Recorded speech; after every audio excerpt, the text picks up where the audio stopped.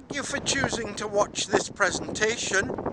If you want to see 10 more handy hints and hacks, stay tuned.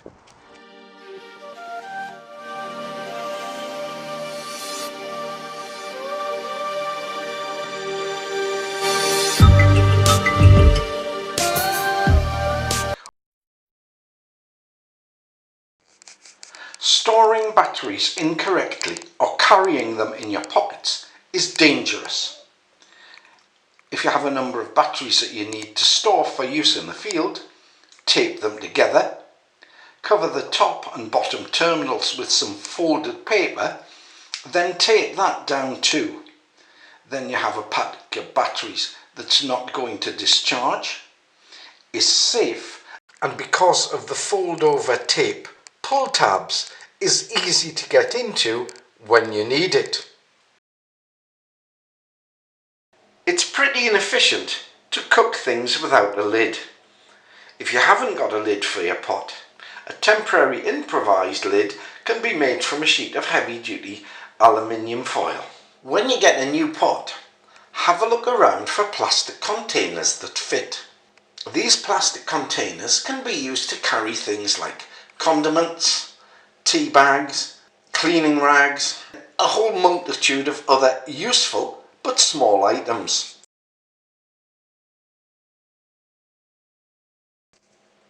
You've got a new piece of kit. It comes in its own bag. Great. Now test it out and see where it fits everywhere else. Being able to fit it elsewhere gives you a load of new options. And if it's tight, don't forget that plastic bag which allows you to slip it in and out more easily.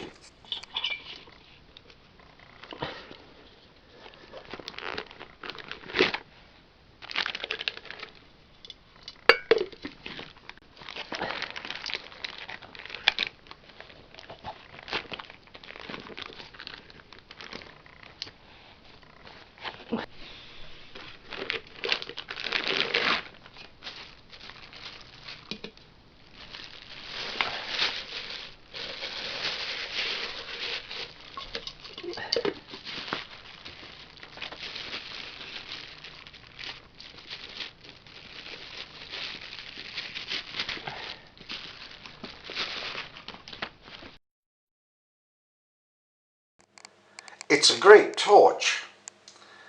Good quality aluminium body, push button operation, and interchangeable coloured lenses. You couldn't ask for much more. However, the lenses don't stay in very well. The answer is to use some plumber's tape. Wrap the threads of the filter, screw it in, trim off the excess, and away you go. The filter stays in place. When you're not using it, take the batteries out. To keep it all in one place, use a hairband to hold down the batteries. To stop the hairbands being lost when the batteries are inserted, slip them under the belt loop. Simple, easy, and it stops you losing things. Yes, you've bought a heavy-duty tool bag. It's great. It holds everything, but the only thing that isn't heavy-duty is the zip. If it breaks, you can get a new zip and sew it in, but that takes ages or is expensive. An easy and quick way to do it is to use Fastex buckles and tapes. This is especially cheap if you've got some left over from old redundant webbing gear. Be careful when you ask for a P38. This is a pistol, but this is the rip-off American style can opener. If you're going to carry it in your pocket rather than in your mess tin set, there's 3 things that you need to do.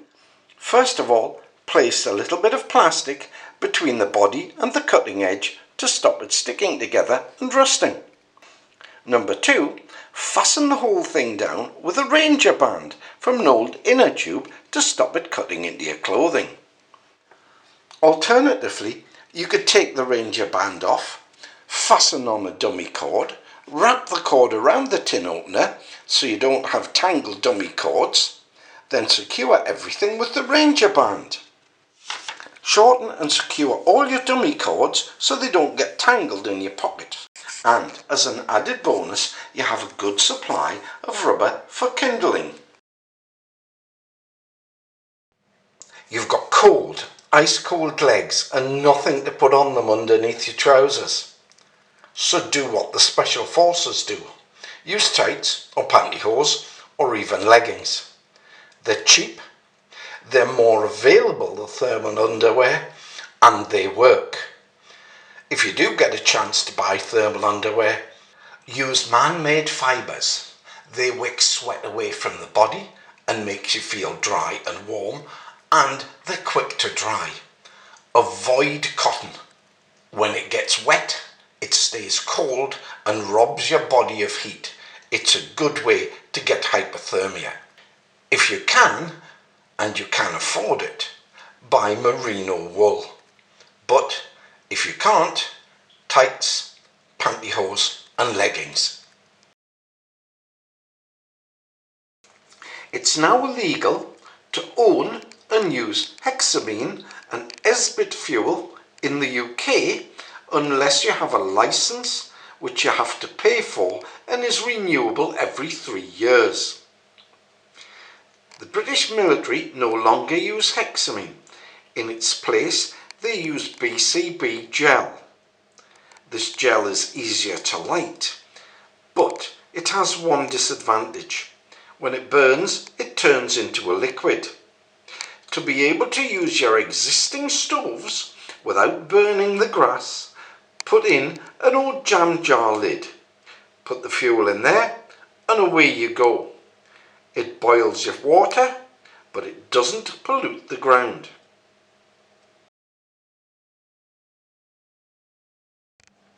You've filled it full of clean water and popped in the Denture tablets. You've let it soak. Some of the water you've let out through the spout. Then you've used the cleaning brush. Now it's dry. So don't close it up. Let it air. Let the air get in, stop the mould growing.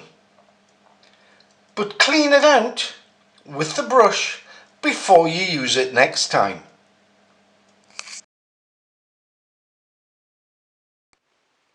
Plastic is impermeable, so if you collect tinder or fungi and put it in a plastic bag, they're going to sweat. They're going to keep wet. They're going to be ruined. So if you're going to collect mushrooms and if you're going to collect tinder, put it in a cloth bag that can breathe. Okay, once these things are totally dry, then store them in plastic.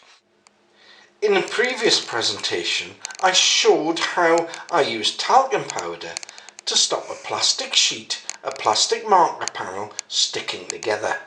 However, when I came to use it, it was stuck together. However, it had been stored in a plastic bag. So I've re-talked it, folded it up and stored it in a breathable cloth bag.